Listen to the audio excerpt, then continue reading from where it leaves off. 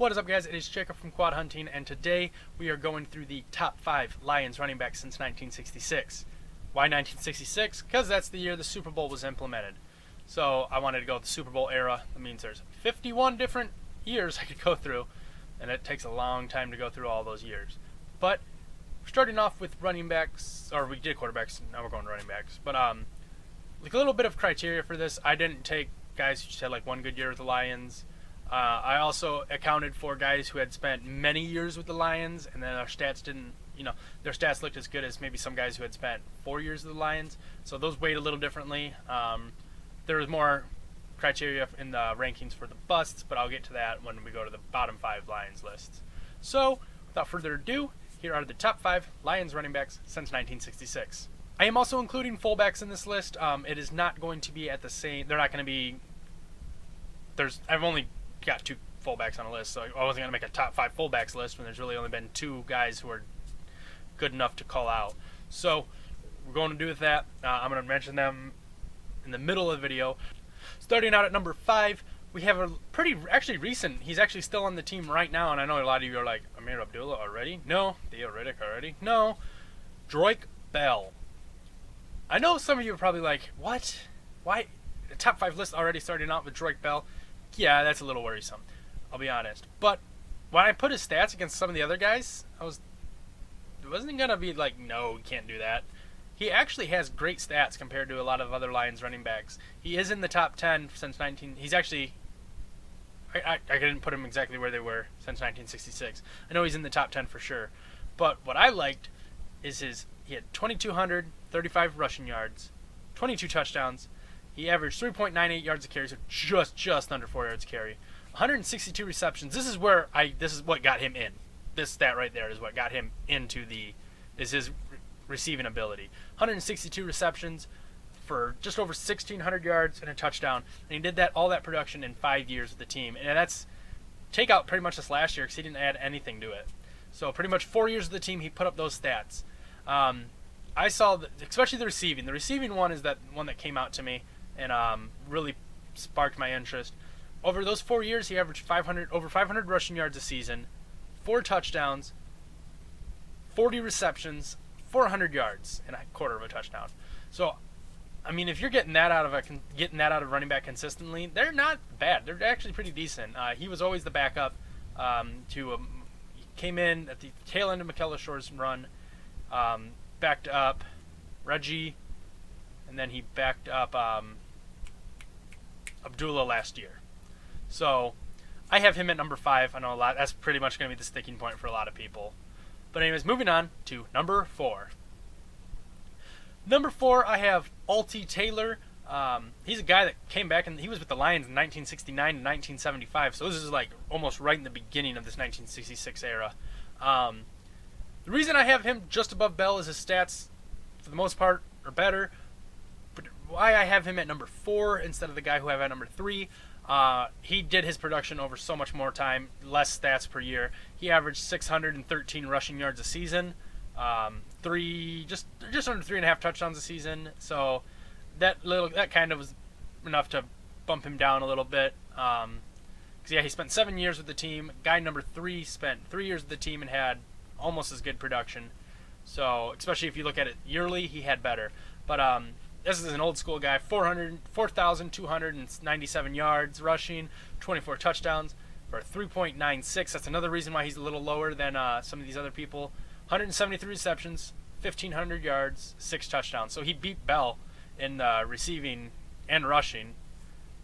Granted, did it over 2 more seasons than Bell did. But that's why he's got number 4. I can't really say much more about him because that's way before my time, and stats can only tell you a little bit of the story. Number 3 is might be another controversial one for some of you people, but I have James Stewart. If you don't remember James Stewart, I don't blame you. It was during the dark times of the Lions. Right after Barry retired, pretty much, is when James Stewart came in. He spent 3 years with the team from 2000 to 2002, so right there in the bad years. But his stats, he was reliable. And he is the answer. He was part of the answer to the question in the beginning. He is one of the only 3 rushers in the running back since 2000 to run for 1,000 yards. And he got, in his 3 years, it was 2,890 yards, just under 1,000 yards a season, 15 touchdowns, 4.05 yards a carry, 101 receptions, 862 yards, and 4 touchdowns. But yeah, he just had that unenviable task of trying to replace Sanders, and I believe he came in decently. He wasn't old. I mean, 30 isn't old, but running backs, that's old. I believe he came in right around the time he was 30, because he didn't last much longer in the league after he left the Lions. So he was older, and he's still productive enough to hold down the running game decently enough on his own. So that's why I have him at number 3. Number 2 could have easily been number 1, and I'm not, if he would have been staying healthy this whole career. But number 2 is Billy Sims. He spent 5 years with the team between 1980 and 1984, and I will contend, if Sims stays healthy throughout the 1980s, the Lions don't draft Barry Sanders in 89. So, he had over 5,000 yards, rushing yards, 42 touchdowns, 4.51 yards a carry, 186 receptions, 2,000 yards receiving, and 5 touchdowns. That all boils down to he had over 1,400 all-purpose yards, or not all-purpose yards. I don't know if he returned kicks or not. He had 1,400 yards in just receiving and catching every year. That's what he averaged. He averaged 9 touchdowns between receiving and rushing. The guy was a world beater.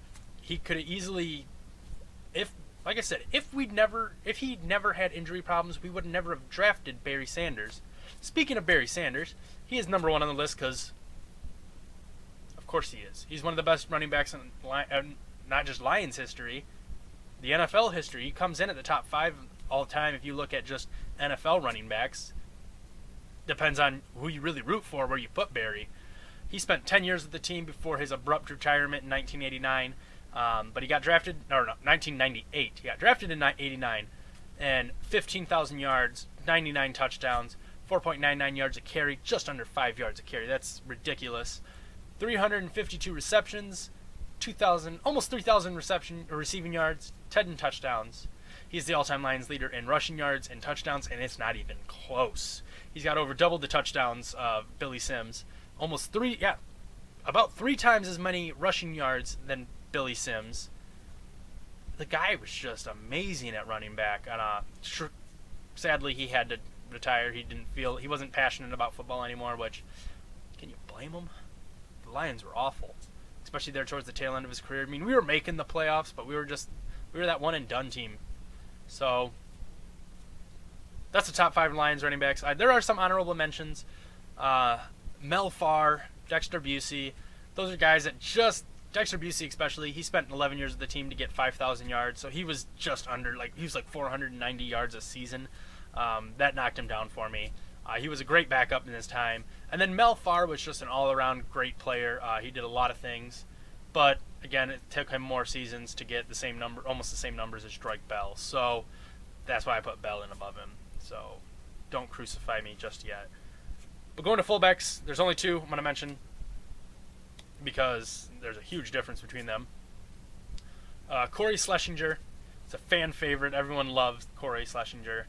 473 yards over his career. I don't have the number of years he spent with the team. No, yes, I do. It's down here on the next page. He spent 12 years with the team, one of the longest tenured Lions of all time, unless your name's Jason Hansen. And the guy Hansen replaced Eddie. I can't remember his last name right now. But he is one of the longest tenured Lions of all time. From 1995 to 06, he was with the team.